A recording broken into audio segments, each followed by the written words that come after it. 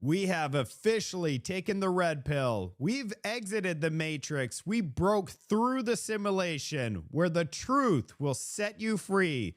Marc Carney's bill to make Canada a superpower has been unveiled. We're going to take a look at the press conference, and I'm going to provide all of you my commentary.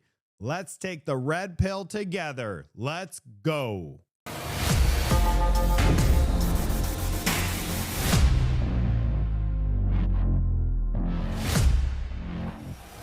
Marc Carney just delivered a bill to make Canada a superpower. It's been unveiled. Let's take a look at his press conference. The One Economy Bill.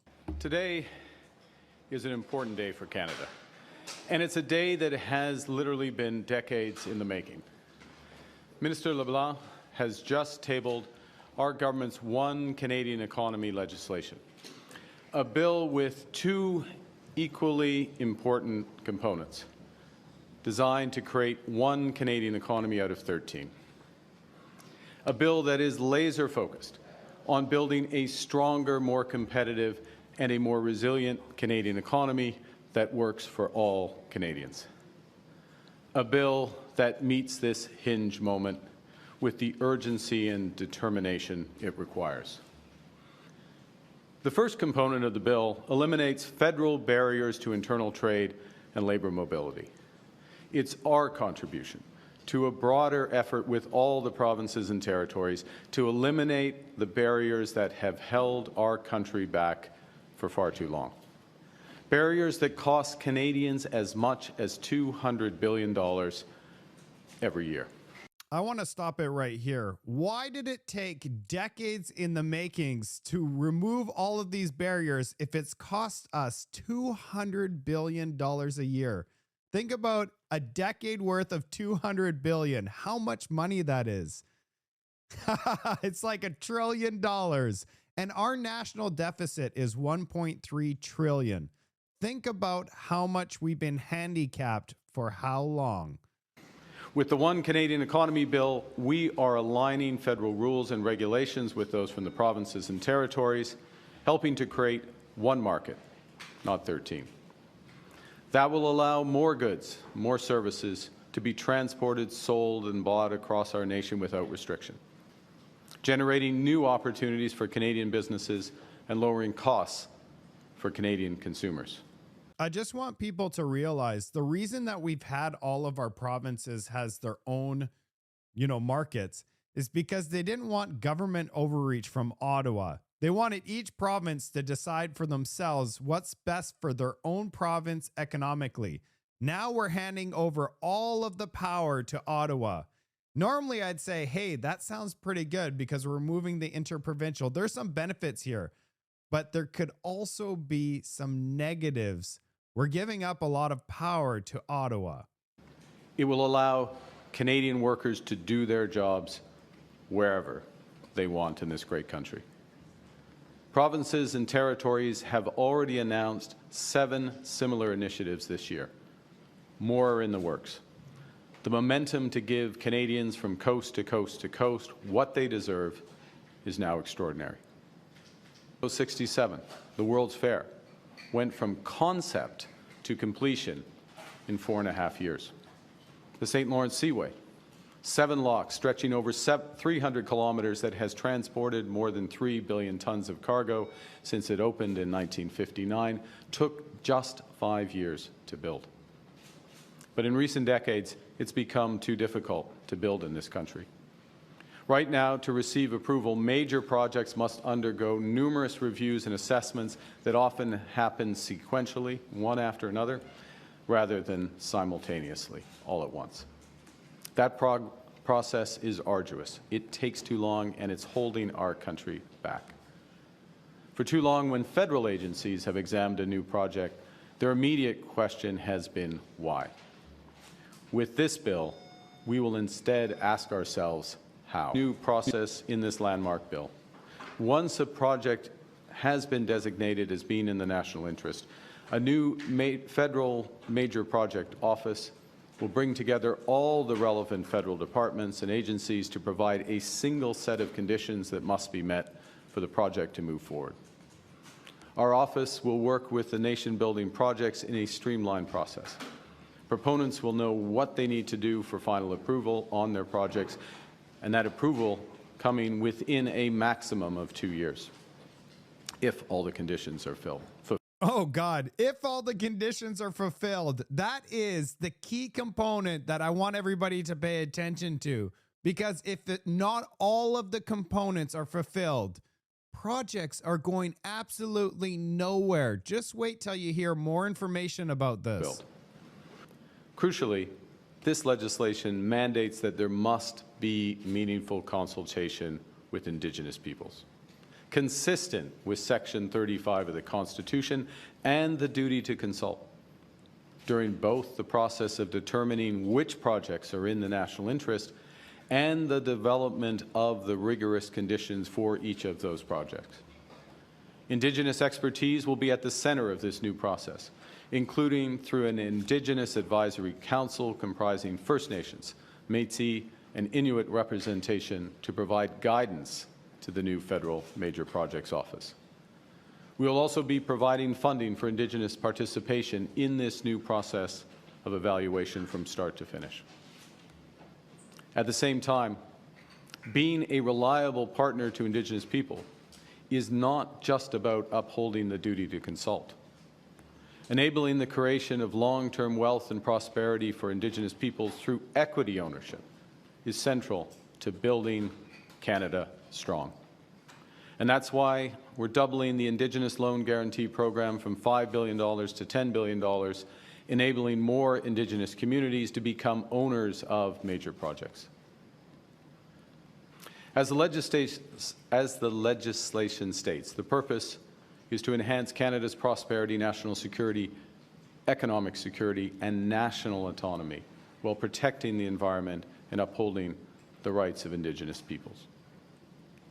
As I said at the First Minister's meeting earlier this week, we're working alongside this to get the illegal and unjustified tariffs that the Americans have imposed on our nation lifted as soon as possible. We're fighting to get the best deal for Canada, and we will take all the time necessary, but no more than that. First of all, what does that even mean? We'll take all the time necessary, but not a minute more, not a moment more. I think it's time to get to a deal, like now. Our economy is rapidly imploding. We are building new trade relationships around the world. Those new relationships will make us more resilient. But by building at home, we will truly make Canada strong. That's what... I just want to add that 75% of all our exports go to the United States. So even if we make all these new trade deals around the world, 75% is a significant amount of our trade. I don't think we could substitute that much, but I could be wrong. First Ministers unanimously committed to in Saskatoon on Monday. That's why we're introducing the legislation today. We're giving Canadians the ability to give ourselves far more than any foreign government can. Oh, by the way, I can't wait to show you the next part, which is question period. There's so much that came out in question period. It puts this entire thing basically in the trash can. Just wait till you hear what he says. Let's go over questions. First questions, Radio-Canada. Oui, bonjour, Monsieur Carney, Laurence Martin, Radio-Canada. Disons qu'il y a un projet de pipeline que vous estimez dans l'intérêt national, mais qu'il y a une province sur le chemin, le Québec, la Colombie-Britannique, qui n'en veut pas. Est-ce que vous allez l'imposer quand même? Simplement, non.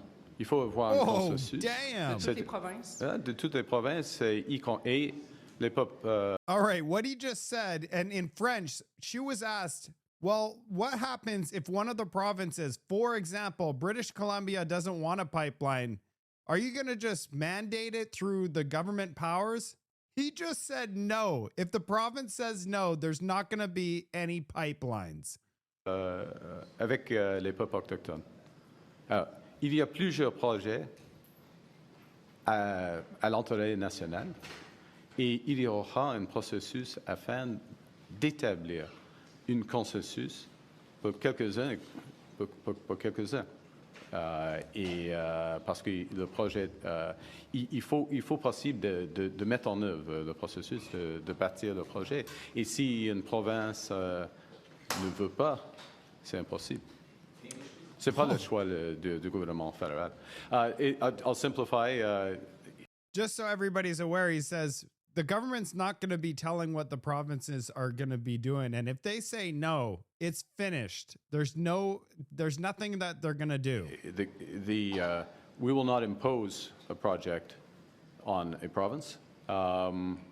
We need consensus behind these projects, and we need the participation of Indigenous peoples. I'm going to add something. I'll translate it into French. Yes. Which is what's encouraging from the First Minister's meeting in Saskatchewan is that many provinces came together in support of projects that would stretch across provincial boundaries. So, for example, the Western and Arctic Corridor would be an example, or the Energy East Partnership. That's Energy East Partnership, not pipeline, to be clear. Not pipeline. And that's an example where that consensus is forming, understanding that we need to work together in order for this to happen. Much more, of course, needs to be done. Alors, il y a There's des no exemples pipelines déjà, happening in Canada. Des partenaires. The reason that I'm showing you the French version is because he's not answering that French version and transferring it in English. And it's super important, these questions that are in French. Un projet qui passerait par-dessus une frontière, donc qui s'applique dans plus qu'une province. À ce moment-là, est-ce qu'il faudra que la province renonce à son processus, par exemple le BAP? Et tout le projet en ce moment part de la prémisse que si un projet est jugé d'intérêt national, on dit oui et après on détermine le comment. Sauf que si la province, elle, dans son évaluation, dit non, qu'est-ce qui arrive? Well, premièrement, All right, so the question is, if it's a project that's in national interest and the environmental component, and it becomes a national environmental component, the reason that they're asking this question is because of David Eby. He doesn't want any pipelines. So they're trying to see, like, how are we going to get pipelines built if people like David Eby are saying no? Ça vaut mieux si on a un accord de coopération avec une province ou territoire. Okay, premier point. Parce que ça crée la possibilité d'avoir un projet, une évaluation. Okay? Et le gouvernement fédéral, nous sommes prêts de négocier ces accords avec les provinces. Et il y a beaucoup d'intérêt entre les provinces. Si c'est possible, oui, ce sera l'évaluation provinciale. Mais ce n'est pas le cas dans tous les exemples. Par exemple, l'exemple de Mme Martin, qui implique le territoire du Nord-Ouest. Alors, ça c'est évident. J'ai répondu à la question. Mais on essaie d'avoir une évaluation pour chaque enjeu. Pour chaque enjeu. Il faut avoir un accord avant de le faire. On va les négocier. On a déjà avec la Colombie-Britannique, par exemple.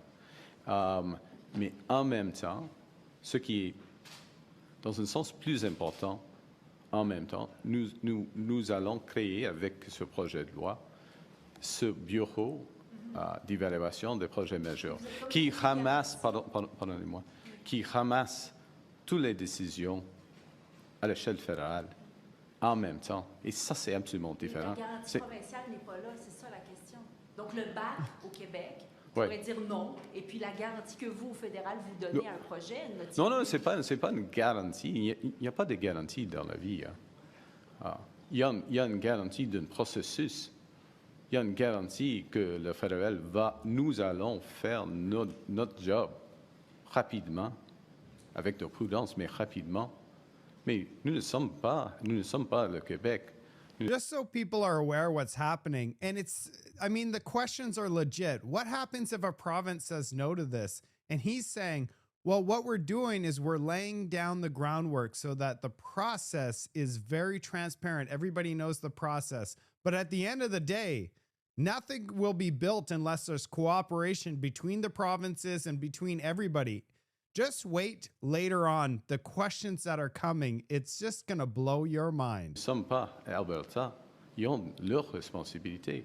Mais, si je peux dire, nous avons décidé, nous venons décider, tous les premiers ministres, nous venons décider de travailler ensemble pour ces projets. Et ils sont les projets qui sont identifiés par les provinces. Alors, il y a un esprit maintenant, un esprit de He travailler. says that the provinces are bringing up all of these projects. So it's on, they're the ones that are bringing it forward. So this is exciting news that the provinces are leading the way, is what he's saying. We should be happy. Projet, mais on a beaucoup et on peut faire des progrès. Et le fédéral est dédié à de travailler rapidement pour les grands projets à l'échelle nationale. Merci. Next question. Good afternoon. See Prime how he's Minister not Kate responding McKenna in from English. CBC News. This legislation essentially gives one minister quite a bit of power, including the ability to amend conditions on projects. And I'm wondering who would that minister be, and why did you decide to make this a political decision? Well, the decision, to be clear, the decision, you've read the legislation, I can tell. So it gives the authority to the governor and council, so the minister in consultation with the prime minister, to make those decisions. But those conditions are set out through a public process and a transparent process, and I'm going to repeat what I said earlier, including with Indigenous peoples. So you decide, there's a process, as you know, to decide what is a project of national interest. That's a rigorous process, publicly consulted and beyond. Then there are the conditions associated with those projects. The mechanism to formalize those conditions is made with the relevant minister, in this case, the Minister of Intergovernmental Affairs, for obvious reasons, aside from his roguish good looks, but for obvious reasons, because c'est impossible de traduire, c'est impossible de répéter, ça c'est clair. But for obvious reasons, because that minister, whoever occupies that post, works closely with the provinces and territories.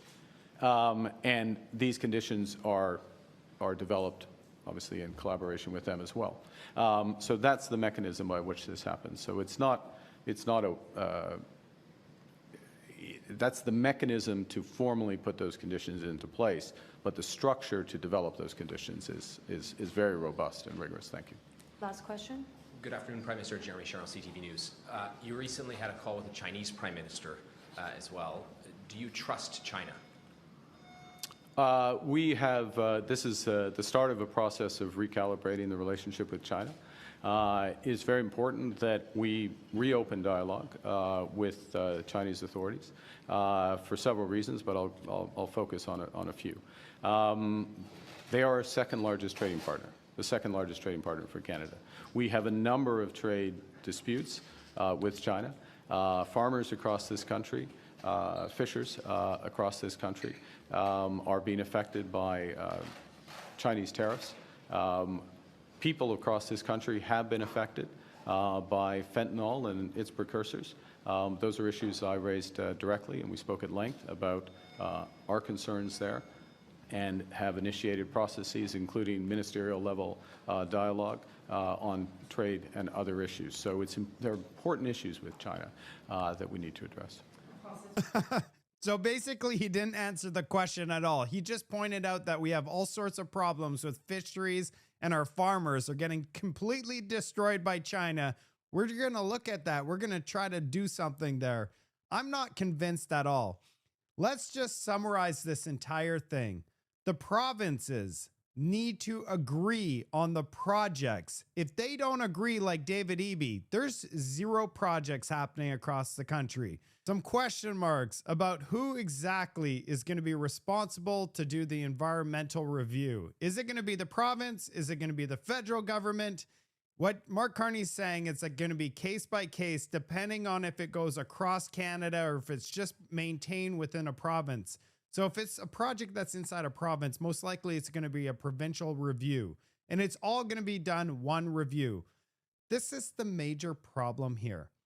is that everything is based on all the provinces agreeing, which is not going to happen. Each province is not going to agree to do something. Look at David Eby. And then also, First Nations are number one, meaning if First Nations decide that they don't agree with a project, it's dead in the water. So everything, our entire future as a country, is all tied in with David Eby shutting things down, First Nations coming out and saying, we're not going to have any projects of energy, specifically oil and gas in this country. Oh boy, Canada. I'm sorry, but I was really looking forward to this bill, hoping that we would become this energy superpower. But now that we've seen what it is, no pipeline is going to be built in Canada under the Liberal government. I'm doing another report on the reaction from Pierre Poilievre and the Conservatives on this massive announcement. So check that one out. Also, I want to thank all the people that gave me supers. You made this happen because now I have a crazy green screen and I'm able to do some pretty good presentations here. So thank you very much. I'll see you on the next report.